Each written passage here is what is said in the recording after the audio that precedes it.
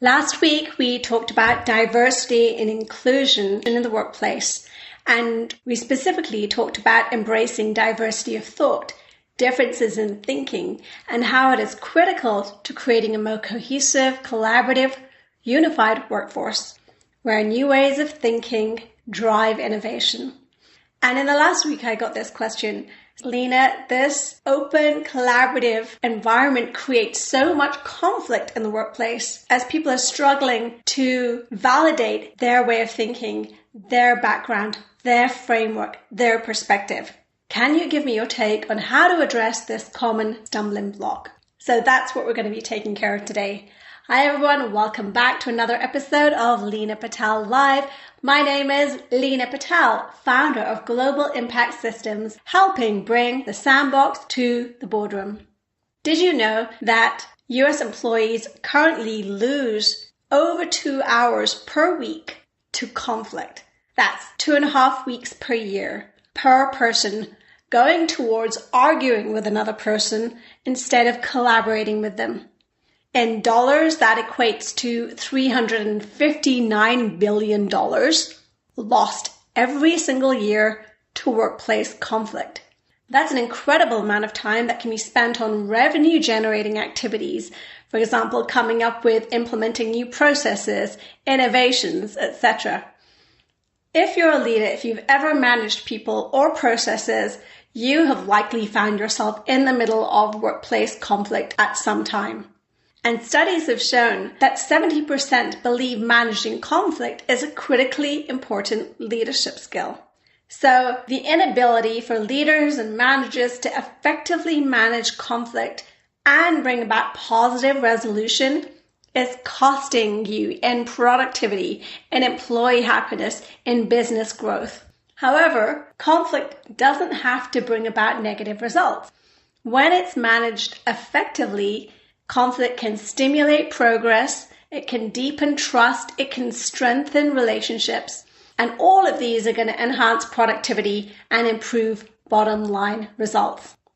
So today we're going to be talking about the ideal way for you to resolve conflict so that you can harness its power. Yes, I said the word power. Conflict has power. There's good in this. Stick with me. I'm going to explain what I mean by that.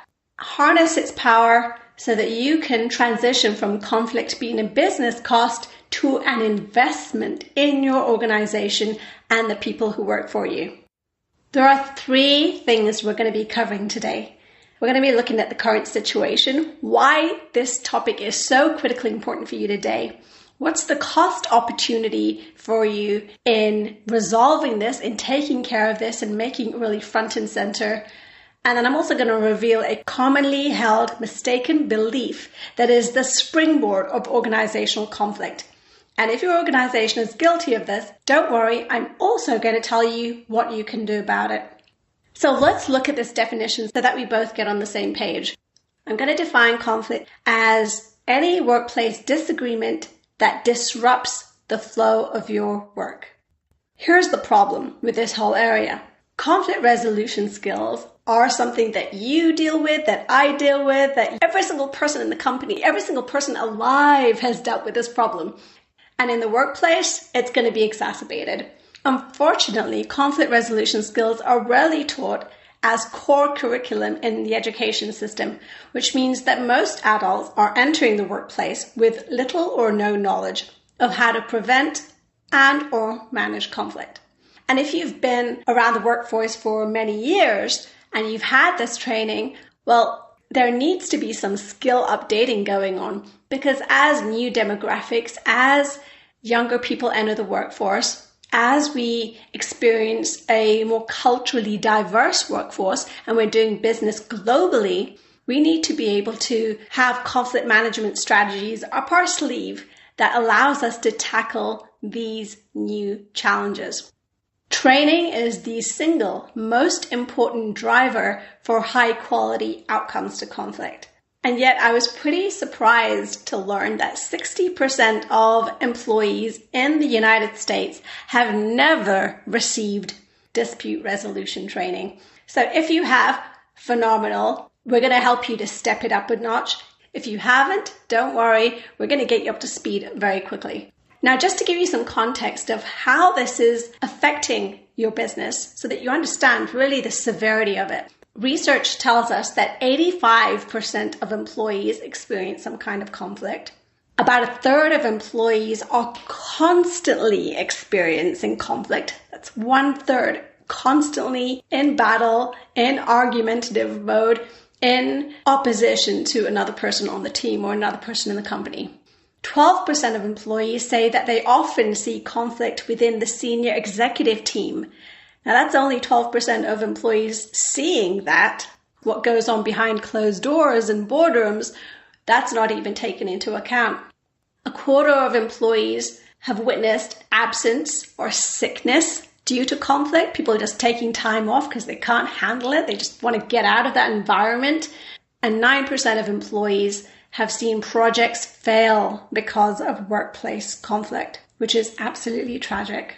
So what we do know is that when problems and disagreements are handled in a constructive way, instead of saying the same, instead of being ignored, instead of getting worse, things are addressed head on and people can move on. They can actually do the job that they are there to do instead of getting caught into the weeds, getting stuck in the problem and allowing their mind and their head to spin over and over again because that situation has not been addressed. And just to reiterate, for all those people that said they have had training, the 40% out of those studies, because we know that 60% haven't had training, of the 40% that have had training, 95%, the overwhelming majority have reported that training has helped them to positively navigate conflict. So training works and it's got to be relevant and it's got to be up to date. So I want you to just for a moment think back to a time in your career when you yourself experienced a challenge with a coworker or your boss, or even conflict with the company that you're working for because perhaps you were experiencing differences in values, for example. How did you feel during that time? How did that conflict, that opposition affect your energy level, your productivity level? How enthusiastic were you about going about your day-to-day work? Were you producing high quality work during this time, or were you doing the bare minimum to get by? For a lot of people, they really struggle during this time to care, to produce high quality work, to give their all. So what I want to share with you today is what I call the Conflict Resolution Triad.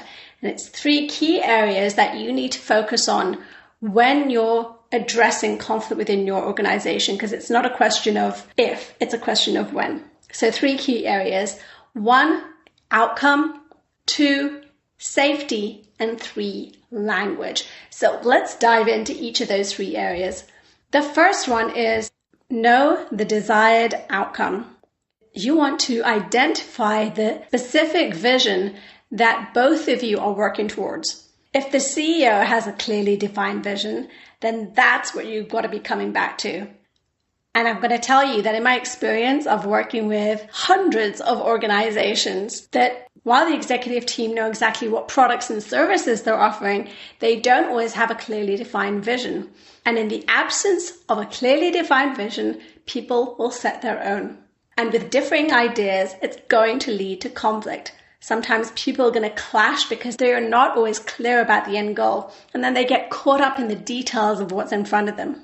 So if you're an executive or CEO of a company, it is critical for you to define what your vision is, what the big picture goal is that everyone in the company, in the organization is moving towards, and you want to enroll people into that vision. So there are specific strategies for doing that, which I'll share in a future episode, or if you're interested, you can reach out to me about that. But just know that if you don't set that in place, if you don't have that clearly identified, people won't know what to come back to every time there's a disagreement. The second thing to bear in mind is that in any conversation, in any kind of conflict, usually that conflict, that struggle situation has arisen because the other person has an unmet need that has not yet been identified by you. So an unmet need could be a need for significance, a need for contribution, a need for recognition.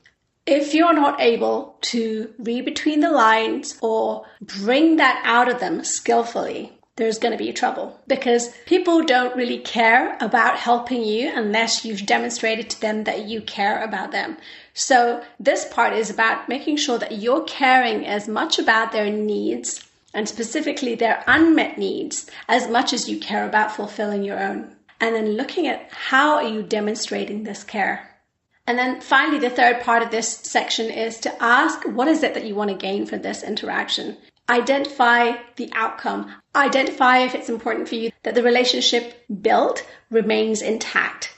Is being right or revengeful or victorious at all costs really that important to you? Is there a win-win outcome you can articulate and then move towards? Once you've identified what the end result is from that interaction, then you can start to work backwards and figure out how you're going to approach resolving that particular conflict. The second part of this conflict resolution triad is creating an environment of safety. Are you making it safe for the other person to speak? Are you masking, avoiding, withdrawing, controlling, labeling, judging, attacking? It is so easy to start a dialogue with great intentions, but it's very easy to lose sight of the objective along the way. So before you speak, check in with yourself and ask, is it true? Is it fair? Is it respectful? Is it kind?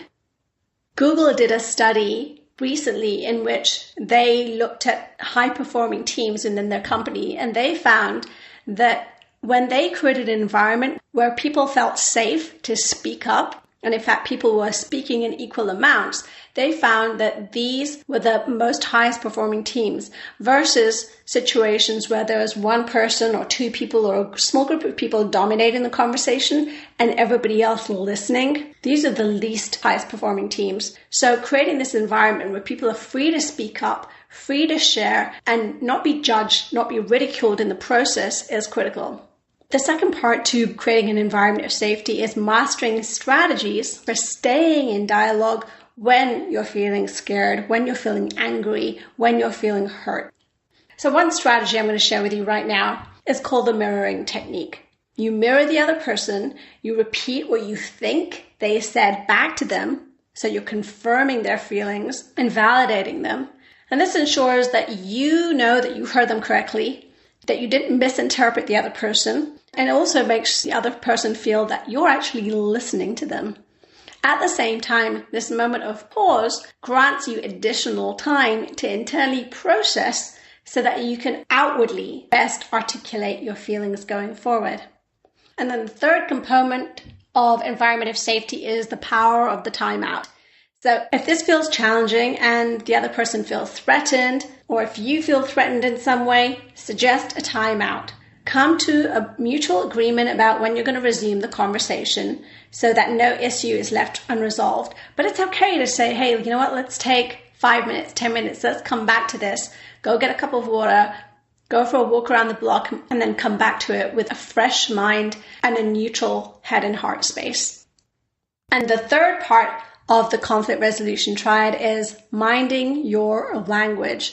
Language is so critical because ultimately our thoughts reflect our words reflect our actions, and our actions are going to reflect the outcome that is going to be created. So how we express ourselves is critical. Let me give you 3 quick strategies here. Number 1 is to use more we language versus I language. Think about it as you and the other person co-creating the solution together. You're going to come up with and agree on strategies together that involve each of you making changes. Not just one person, but each of you. The second strategy is to use I feel sentences. So when you talk about your feelings, nobody can refute you. If I say, I felt challenged when you put me on the spot like that, nobody can refute that I felt challenged or that I felt upset in that moment. These are my feelings. If, however, you speak as if your opinion was a fact, you are casting judgment, which creates the space for the other person to refute your statement. So remember that it's important to determine what is factual from what is a story that you've created in your head. And then the third strategy is to take responsibility. A victim says, "It's not my fault. It's all your fault." A great leader asks, "How did I contribute to creating this reality?" Even if the other person is clearly in the wrong, be the bigger person and lead by taking ownership for what you can do to improve things going forward. There is always something you can do. And when you volunteer the change, when you lead yourself first, it reveals your humility and it makes it so much easier for the other person to be open to making changes too. So I'm going to wrap this up by giving you the missing piece that you haven't yet got, because some of you are probably thinking right now, well, I've already gone through these steps. I've already had conflict resolution training. And yet chances are that what you're doing right now isn't working as effectively as it could. And here's why. It all comes down to the setup within your organization. You see, for a lot of companies, conflict resolution is a HR job. It's something that's put into the curriculum. It's a course or training that HR is responsible for creating and offering for the company. But it's not integrated into the culture of the company. The CEO and the executive team are the people that are responsible for setting the tone in the organization for cooperation versus conflict. When a leader sees conflict coming, it's their responsibility in that moment to clearly state that hostility, that negative manifestations of conflict are not acceptable, and to channel and to facilitate the dialogue moving in a new direction. One of the things that you can do as a leader is to tell stories of positive results, describe situations where team members work together to generate creative and cost-effective solutions to company issues. Highlight those people, highlight those stories so that people can see that even in the midst of conflict, you can have a breakthrough and it can lead to success and people coming together. Conflict can benefit your organization if it's managed correctly. And here's the surprising truth.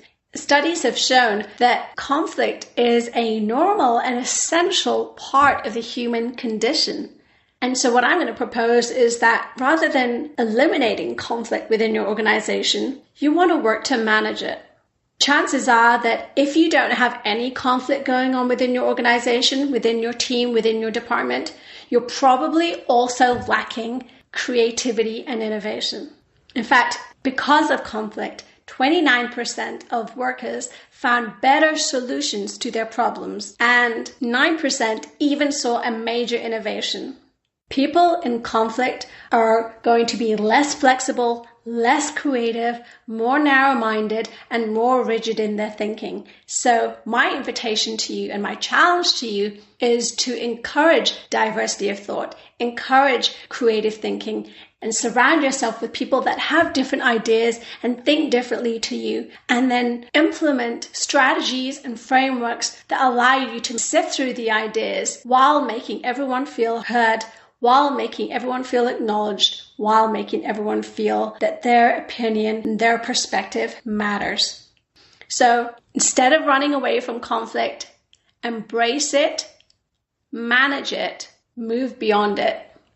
Use it as a springboard for innovation, collaboration, creativity, and inclusion within your organization.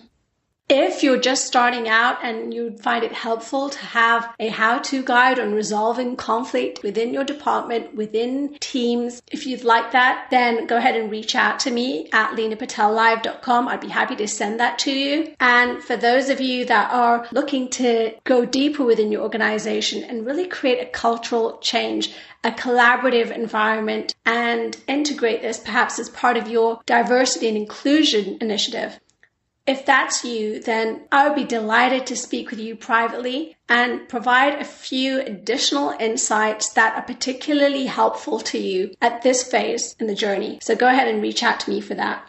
Thanks so much for joining me, everyone, today. Please check out the show notes for this week, available at leenapatellive.com, and share your thoughts and any ideas you have for future episodes by leaving a review on iTunes. I'll see you in the sandbox.